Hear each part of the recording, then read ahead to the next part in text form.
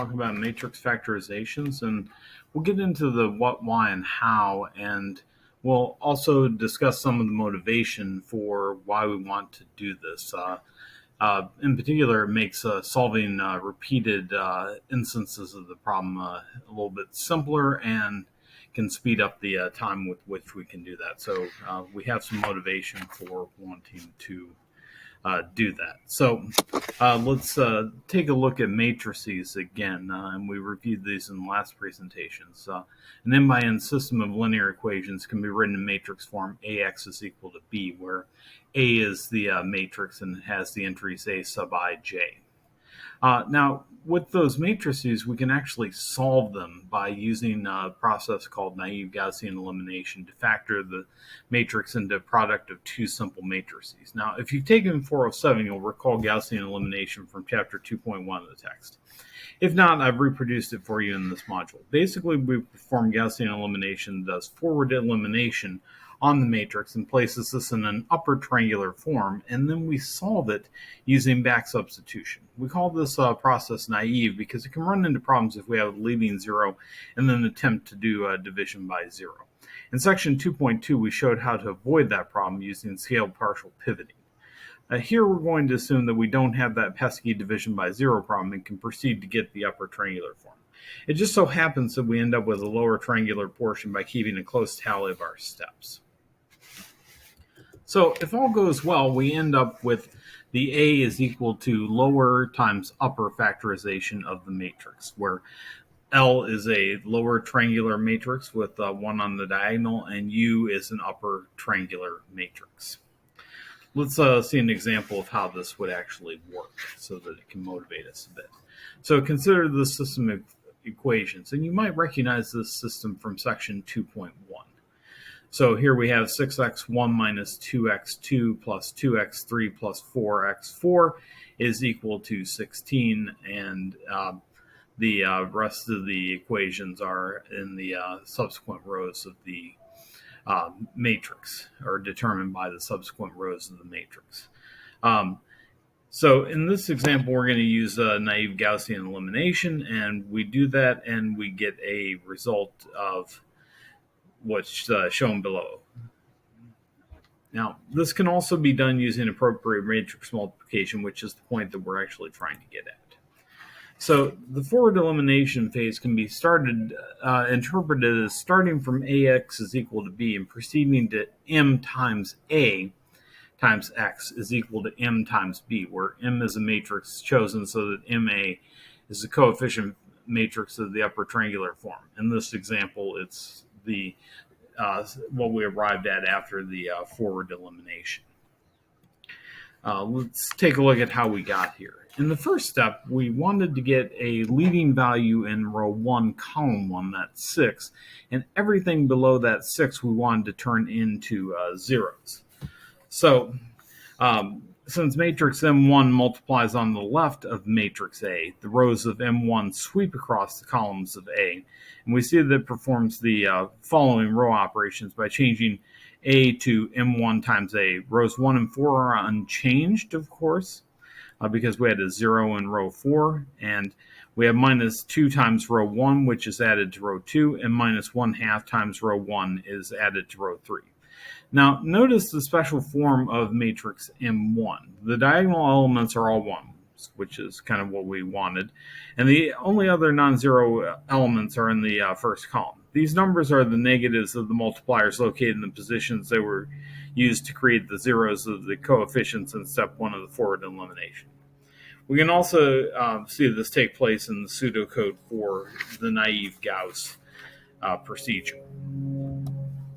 Step 2 results in the entries below the second row, second column, becoming 0. And here we generate the matrix M2 to get those zeros. Now, this differs from an identity matrix, again, by the presence of the negatives of the multipliers in the second column from the diagonal down. In the third step, we do the same for column 3, and in this case we again have that matrix with the identity elements for the diagonal and the -2 to eliminate that row 4, column 3 entry. Now, after the forward elimination phase is complete, we have m is equal to m3 times m2 times m1, and we can give a different interpretation of the forward elimination phase of naive Gaussian elimination, namely ma is equal to u, and a is equal to m inverse u. M inverse is equal to m1 inverse, m2 inverse times m3 inverse, and that's equal to L. So here the lower triangular form is formed by the inverse of the M matrices we constructed as part of our Gaussian elimination routine. Since each M sub k has a special form, its inverse is obtained simply by changing the signs of the negative multiplier entries. It's somewhat amazing that L is a unit lower triangular matrix composed of multipliers. Notice that in forming L, we did not need to determine M first and then compute M inverse is equal to L. We could actually just do that directly using that trick with the multipliers. We see that A is factored into a unit lower triangular matrix L and an upper triangular matrix U. The unit lower triangular matrix L consists of the multipliers located in the positions of the elements they annihilated from A, of unit diagonal elements, and of 0 upper triangular elements. In fact, we know the general form of L and can just write it down directly using the multipliers without forming the M sub k's and the M inverse k's. The matrix U is an upper triangular, not generally having a unit diagonal, and is the final coefficient matrix after the forward elimination phase is complete. We should note that the pseudocode for naive Gauss replaces the original coefficient with its LU factorization. The elements of U in the upper triangular form include in the diagonal. The entries below the main diagonal in L, that is, the multipliers, are found below the main diagonal in the A sub I j array. Since it's known that L is a unit diagonal, we don't lose anything by not storing the ones in that case. Now, some words of caution. This is contingent upon not encountering any 0 divisors in the L algorithm. And it's easy to give examples of matrices that have no LU factorization. In fact, you may remember this one if you did 407 and did that lab associated with section 2.1. The LU factorization theorem says we can complete this process provided we don't encounter these 0 divisors. So an algorithm to do this is the Ldl factorization. It provides an alternative way to factor A into the LU decomposition without going through the hassle of Gaussian elimination. For a general n by n matrix A, we assume that an LU decomposition exists and write the form of L and U explicitly.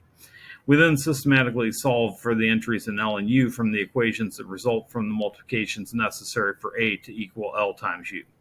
You can see the pseudocode from the text here. If you're interested in the code to accomplish this, you can find it on Geeks for Geeks, and it actually works very well. So once we have this LU factorization of a matrix A available, we can solve the system AX is equal to B by writing LU times X is equal to B, and then we can solve these two triangular systems that are easier to solve.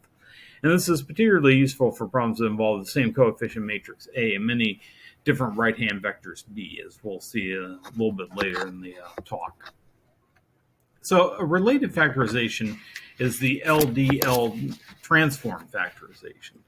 In this factorization, L is a unit lower triangular matrix and D is a diagonal matrix. The factorization can be carried out if A is symmetric and has an ordinary LU factorization with L being unit lower triangular. So let's take a look at an example. So we can start with A is equal to 4, 3, 2, 1, 3, 3, 2, 1, 2, 2, 2, 1, 1, 1, 1, 1. And we determine the LU factorization. I assume some magic happens there where we determine that, but there's our L matrix and our U matrix. And now we can simply extract the diagonal elements from U and place them in D, and then we can form the Ldl transform. Form this just using the L and the L transform, which is fairly easy to compute. Another related factorization is the Cholesky factorization. So suppose in the factorization A equals LU, the matrix L is lower triangular, and the matrix U is upper triangular. When L is unit lower triangular, it's called the Ldl factorization. And when U is unit upper triangular, it goes by the name Kraut factorization. In this case, in which A is symmetric positive definite and U is equal to LT, we call it the Cholesky factorization, which is what the theorem says. And the algorithm for this is a special case of the LU factorization algorithm, and you can find it on page 370 of the text. So many software packages for solving linear systems allow input of multiple right-hand sides, and that could happen if you have systems of differential equations that you're attempting to solve for different initial conditions. The procedure Gauss can be used once to produce a factorization of A, and then the procedure solve can be used m times with right-hand side vectors Bj to find the m solutions of vectors xj for for j residing between 1 and m. The factorization phase can be done in O of n cubed operations. Now, when we have multiple right-hand sides, each of the back substitution phases requires O of n squared long operations, and you'll recall long operations are multiplications or divisions. The entire process can be done in 1/3 n cubed plus mn squared, which is O of n cubed long operations. This is actually much less than what we would have, which would be 1/3 n cubed plus n squared multiplied by m, if we were to solve each of the m linear systems separately, in fact, by a factor of m there. Computing the inverse is a related operation, and this is actually the equivalent to solving one at a time the columns of A inverse, which are xj. So you can do this using the procedures Gaussian solve from 2.1. If an m by m matrix A has an inverse, then it's an m by m matrix X with the property A times X is equal to I, where I is the identity matrix. You can use the procedure Gauss once to produce a factorization of A, and then use the procedure solve n times with right-hand side vectors equal to the identity vectors of J. So a word of caution with computing the inverse of a matrix and solving the system AX is equal to B. It's not advisable to compute A inverse and then compute the matrix vectors X is equal to A inverse B, because this requires many unnecessary calculations compared to directly solving AX is equal to B for X. And there is mathematical software for this, and it's more often reliable than writing your own routine. So, I would say link into specialized code that does that. Thanks so much for watching.